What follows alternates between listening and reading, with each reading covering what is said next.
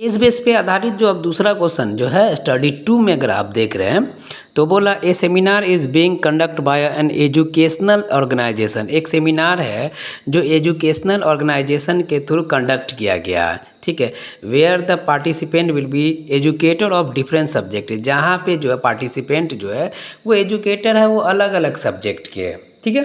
The number of participant in Hindi in English, Hindi, English and mathematics are 60, 84 and 108 respectively। मतलब यहाँ पे बोल रहा है जो पार्टिसिपेंट है वो हिंदी के हो गया वो 60 है, इंग्लिश के है वो 84 है एंड मैथमेटिक्स के जो है वो 108 है। तो आपको जो एक तो हो गया मेरा केस, तो केस पे आधारित जो पहला क्वेश्चन आ गया, in each room the same number of participants are seated and all of them being in the same subject। मतलब ये बोल रहा है कि सभी रूम में जो है वो सेम नंबर ऑफ पार्टिसिपेंट बैठेंगे और जो भी होगा वो all of them are them being in the same subject. मतलब वो जो होंगे वो सभी सेम सब्जेक्ट के होंगे, मतलब सेम नंबर में पार्टिसिपेंट होंगे किसी भी रूम में और एक ही सब्जेक्ट के होंगे, मतलब हिंदी के होंगे, इंग्लिश के होंगे या मैथ्स के होंगे, ठीक है। उसके बाद बोल रहा है कि hence maximum number participant that can accommodate in each room are. मतलब ये बोल रहा है कि एक रूम में मैक्सिमम नंबर ऑफ पार्टिसिपेंट कितना होंगे जो एक रूम में आ सकते हैं, ठीक है। कि मैक्सिमम नंबर ऑफ पार्टिसिपेंट कितना हो जाएंगे देख लेते हैं, ठीक है। कि मैक्सिमम नंबर जैसे बोला तो ये जहाँ मैक्सिमम नंबर की बात करेंगे वो हो जाएगा SCF, ठीक है। इसी का केस 2 जो है, मतलब इसी के बेस पे जो सेकंड क्वेश्चन है वो what is the minimum number of room required during the event. अब उस इवेंट में मिनिमम नंबर कितने रूम का होगा। पहले तो मैक्सिमम नंबर ऑफ पार्टिसिपेंट पूछा कि एक रूम में कितना मैक्सिमम लोग मतलब पार्टिसिपेंट आ सकते हैं। दूसरा वो जो पार्टिसिपेंट जो आया है तो उसके लिए इवेंट जो हुआ तो उसमें कितने रिक्वायर होगा रूम का जो एक रिक्वायरमेंट है वो बताना है कि मिनिमम कितना रूम चाहिए, ठीक है। इसी का तीसरा क्वेश्चन बोल रहा है कि एलसीएम निकालना, द एलसीएम ऑफ 60, 84 एंड 108। चौथा बोला the product of SCF and LCM of 60, 84 and 108 is, ठीक है। SCF निकालना 60, 84 एंड 108 का। इसी का पांचवा क्वेश्चन जो है जो केस पे इसी पे है वो 108 can be express as a product of its prime as a, वो प्रोडक्ट के फॉर्म में लिखना, 108 को प्रोडक्ट के फॉर्म में लिखना। तो ये था हमारा केस 2, ठीक है। तो हम इसको अब देखते हैं कैसे इसको सॉल्यूशन अब आप देखते हैं, ठीक है। यहाँ से सॉल्यूशन देखिए है तो क्या हो जाएगा, the maximum number of participant inequally क्या हो जाएगा इन ईच रूम। क्या बोलना चाह रहा है यहाँ पे, इसलिए क्या हो जाएगा द मैक्सिमम नंबर ऑफ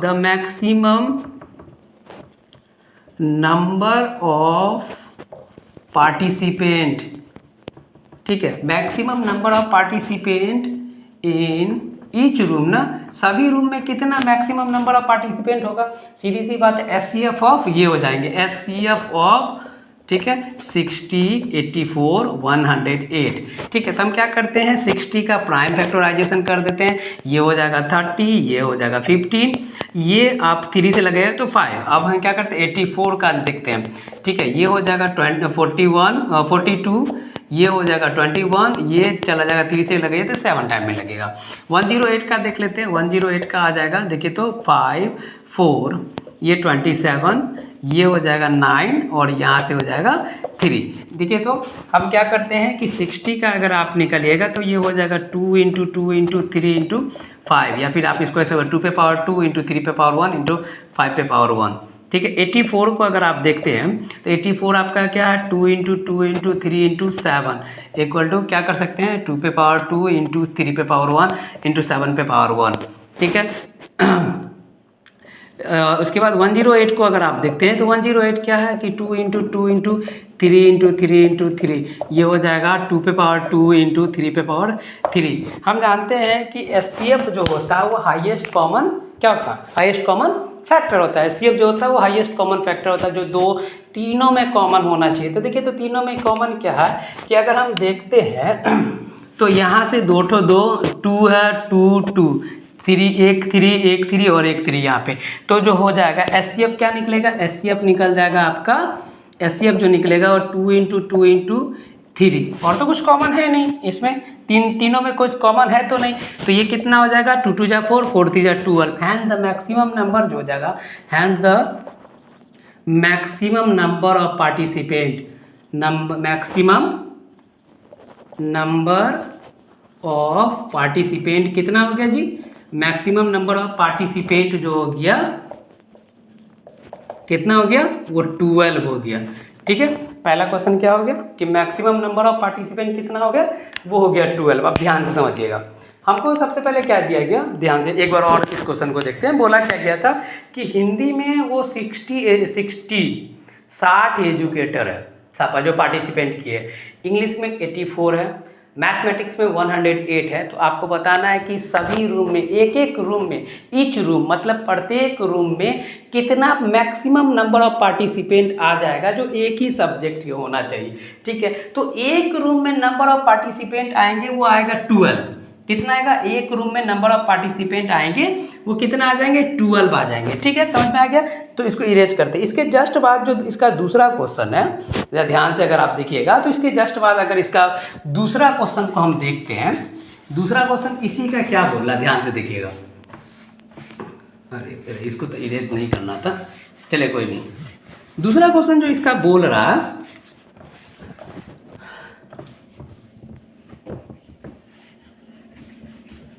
देखिए दूसरा क्वेश्चन इसका क्या बोल रहा है, ध्यान से देखिए। दूसरा क्वेश्चन ये बोल रहा है कि what is the minimum number of room required during the event. उस इवेंट के दौरान जो है वो कितने मिनिमम नंबर ऑफ रूम बताना है कि कम से कम कितना रूम आना चाहिए। तो देखिए, तो एक बात बताइए, तो number of participant in each room कितना है, देखिए तो ये तो हो जाएगा इसका दूसरा का, number of participant in each room कितना है जी, एक रूम में अगर 12 आ रहा, ये है number of participant in each room, एक रूम में कितना आ रहा है जी, 12 आ रहा है। ठीक है, तो रिक्वायरमेंट एक रूम में 12 आ रहे हैं। ठीक है, ध्यान से समझिएगा, एक रूम में कितने आए, 12 आए हैं। तो सीधी सी बात है, एक रूम में अगर 12 आ रहा है तो हिंदी के कितने number of participant in Hindi कितना है, 60 है। नंबर ऑफ पार्टिसिपेंट हिंदी में कितने की है, 60 है। ठीक है, कितना है जी, number of participant in Hindi जो दिया गया वो 60 है। तो देखिए, तो requirement of room, requirement of room for Hindi participant ना, हिंदी पार्टिसिपेंट के लिए कितने रूम का रिक्वायरमेंट है। तो देखिए, तो टोटल नंबर ऑफ एजुकेटर या total number of participant divided by जो मैक्सिमम एक रूम में जो आएगा वो, तो यहाँ से 12 से डिवाइड कर दीजिए तो ये आ जाएगा 5 रूम। यानी हिंदी के लिए कितने रूम की ज़रूरत है, 5 रूम की ज़रूरत है। ठीक है, रिक्वायरमेंट ऑफ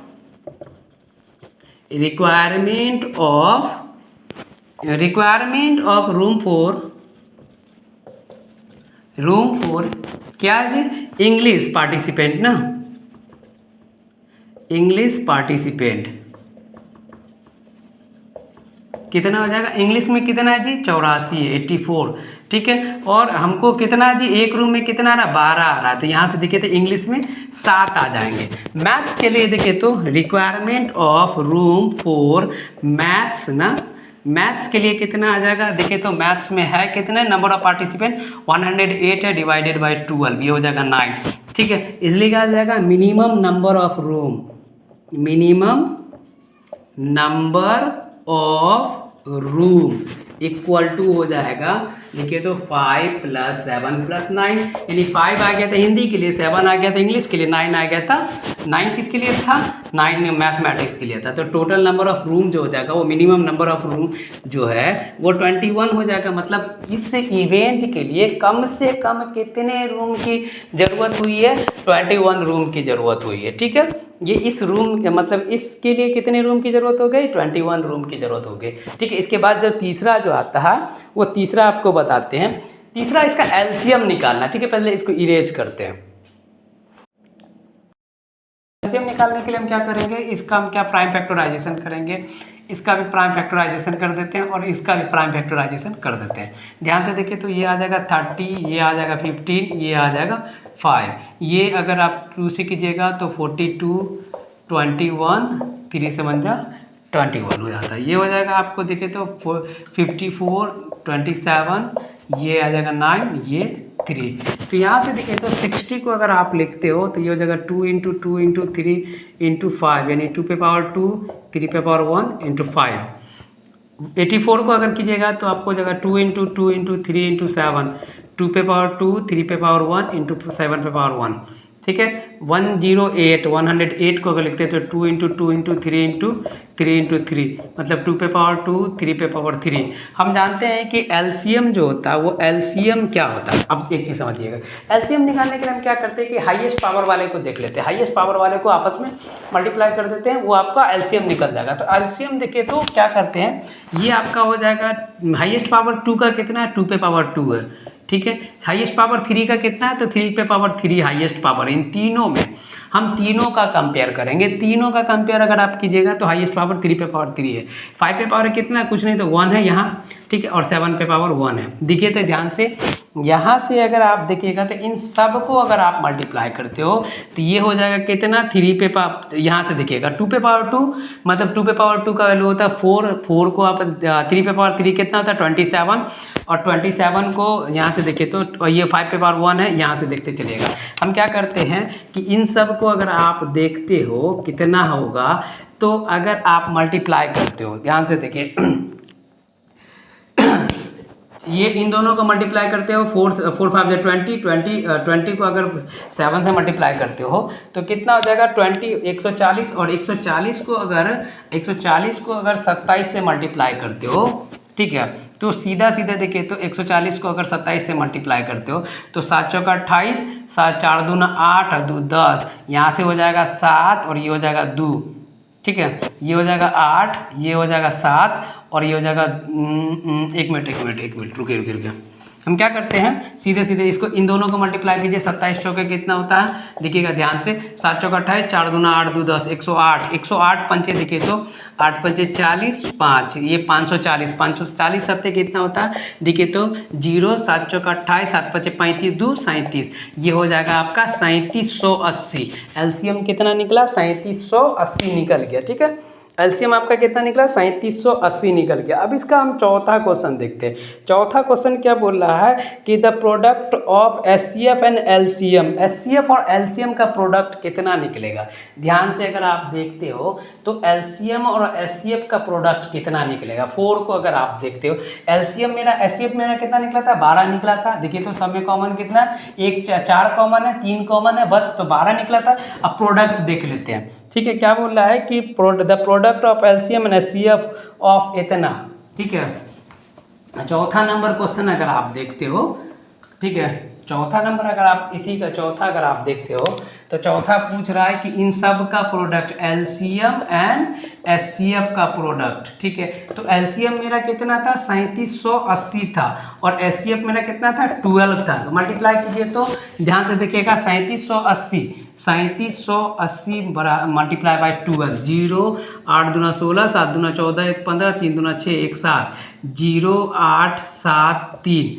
ठीक है, 0 6 8 5 13, 7 7 14, 1 15, 3 1 4, 45 3 60। ठीक है, 4 यहाँ 45 3 60। ये आपका एलसीएम और एचसीएफ का प्रोडक्ट निकल गया। एलसीएम एंड एचसीएफ का प्रोडक्ट कितना निकला, एलसीएम एंड एचसीएफ का प्रोडक्ट निकला है आपको, ठीक है, 45 360 निकल गया। उसके बाद आपको जो लास्ट आता, लास्ट देखिएगा, लास्ट क्वेश्चन जो इसका बचता है 5,